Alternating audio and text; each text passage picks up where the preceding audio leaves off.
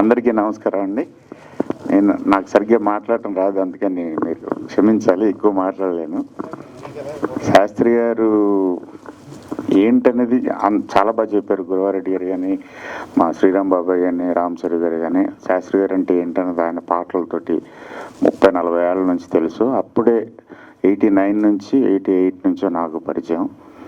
అదృష్టం, నాకు దొరికిన మహా అదృష్టం. ఏ రకమైన అర్హత లేకపోయినా ఆయన కొడుకు కింద తీసుకున్నారు. ఇంట్లోనే, వాళ్ళ ఇంట్లోనే పడి ఉండేవాళ్ళం.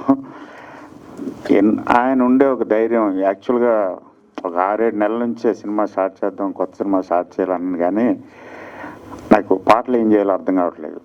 ముందు ఆయన దగ్గరికి వెళ్ళి మాట్లాడి, ఇలాంటి పాటలు ఉంటాయి, ఇలాంటి కథ అని అనుకుని వెళ్ళేవాడిని. వాళ్ళు అది లేదు, ఒక రకంగా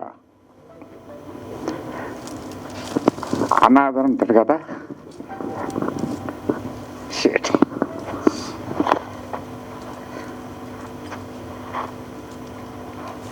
సో సారీ. రామ్ చరణ్ గారు పట్టిది 2.5-3 years నుంచి ఆల్మోస్ట్.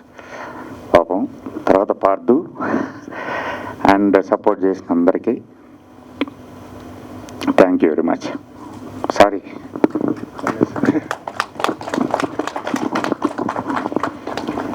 అంటే గురువారెడ్డి గారు ఈల వేద్దామని కిందికి వెళ్ళారు, కానీ అందరితో కంటతడి పెట్టించారు సార్ మీరు. సో వెరీ సెన్సిటివ్ అని అర్థమైపోయింది సార్ మాకు. అందుకే మన అంటే కృష్ణవంశీ గారి సినిమాలు కూడా అంతే సెన్సిటివిటీ